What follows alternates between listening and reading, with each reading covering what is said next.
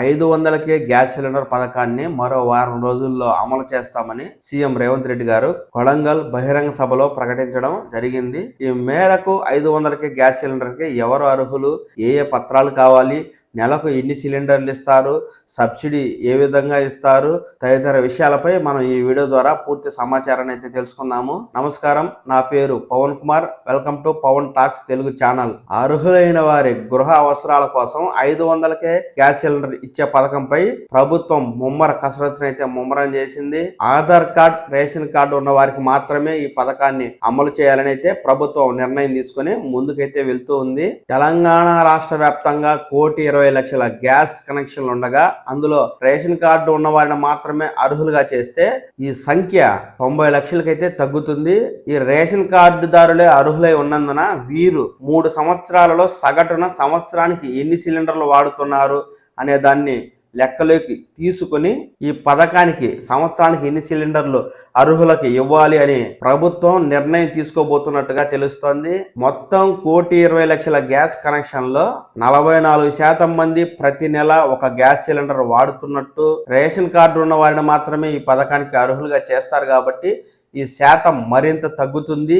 గృహ వినియోగదారులు సంవత్సరానికి ఎన్ని సిలిండర్లు వాడుతున్నారు, 3 ఏళ్ల సగటును పరిగణలోకి తీసుకోవాలని ఇటీవల కేబినెట్ నిర్ణయం తీసుకున్న నేపథ్యంలో గరిష్ట పరిమితి అంటూ ఏదీ లేనట్టుగా తెలుస్తోంది. ఉదాహరణకి ఒక కుటుంబం సంవత్సరానికి 8 గ్యాస్ సిలిండర్లు వాడినట్టయితే ఆ కుటుంబానికి 500 రూపాయలకే గ్యాస్ సిలిండర్లు సంవత్సరానికి 8 సిలిండర్లు ఇచ్చే అవకాశం ఉన్నట్టుగా తెలుస్తోంది. ఒకవేళ ఏదైనా కుటుంబం సంవత్సరానికి 5 గ్యాస్ సిలిండర్లే వాడినట్లయితే ఆ కుటుంబానికి 500 రూపాయలకి గ్యాస్ సిలిండర్లు సంవత్సరానికి 5 వరకు ఇచ్చే అవకాశం ఉన్నట్టుగా తెలుస్తోంది.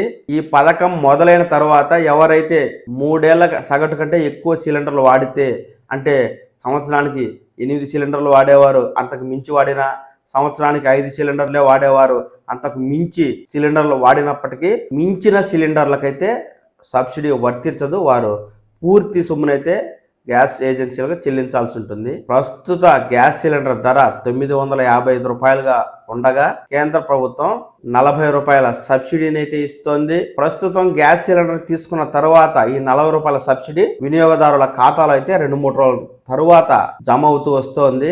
అయితే తెలంగాణ ప్రభుత్వం గ్యాస్ సిలిండర్ 955 రూపాయలు ఉండగా 500 రూపాయలకే సిలిండర్ని ఇస్తామని ప్రకటించిన నేపథ్యంలో ముందుగా వినియోగదారుడు గ్యాస్ సిలిండర్ తీసుకునే సమయంలో పూర్తి మొత్తాన్ని చెల్లిస్తే ఆ తరువాత వినియోగదారుడి ఖాతాకి ఈ సబ్సిడీ అమౌంట్ని బదిలీ చేయాలా, లేక ముందుగానే ఆయా గ్యాస్ ఏజెన్సీలకు ఈ సొమ్ముని అప్పజెప్పి సబ్సిడీ రేటుకే వినియోగదారులకు గ్యాస్ సిలిండర్ని అందించాలా అనే విషయంపై హెచ్పిసిఎల్, ఐఓసిఎల్, బిపిసిఎల్ ఉన్నత అధికారులతో రాష్ట్ర అధికారులు చర్చిస్తున్నట్టుగా సమాచారం. ఈ మేరకు చర్చల అనంతరం ముందుగా సబ్సిడీని ఏజెన్సీ సంస్థల ద్వారా అర్హులైన వారికి అందించాలా, లేక ముందుగానే గ్యాస్ సిలిండర్ ద్వారా డబ్బు తీసుకుని తరువాత వినియోగదారుల ఖాతాలో డబ్బు వేయాలనే విషయంపై త్వరలో అయితే స్పష్టత వచ్చే అవకాశం ఉంది.